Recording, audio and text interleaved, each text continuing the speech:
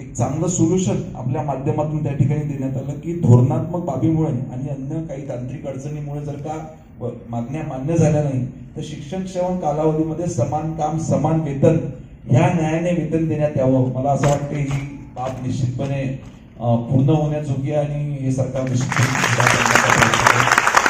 इतर आपल्याकडे मागण्या आहेत की 15 मार्च 2024चा संच मान्यताचा शासन निर्णय याच्याकरता इतर संघटनांनी देखील माझ्याकडे वेगवेगळे निवेदन त्या संदर्भाने दिलेले आहे.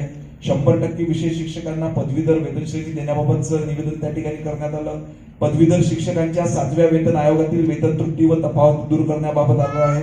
आणि नगरपालिका असो नगरपंचायत जिल्हा परिषद शाळांचा वीज हे शासनामार्फत देण्याची प्रक्रिया देखील त्या ठिकाणी शासन स्तरावर सुरू आहे. नगर परिषद शाळा सर्व शिक्षकांना 100% वेतन शासनाकडून देण्याची मागणी त्या ठिकाणी होते आहे. अशा काही राज्यस्तरीय मागण्या आहेत ज्याच्यावर धोरणात्मक निर्णय हे राज्य स्तरावर त्या ठिकाणी निश्चितपणे घेण्यात येईल. परंतु काही आपल्या जिल्हा स्तरावरच्या मागण्या होत्या म्हणून डोमेश वराडे सरांची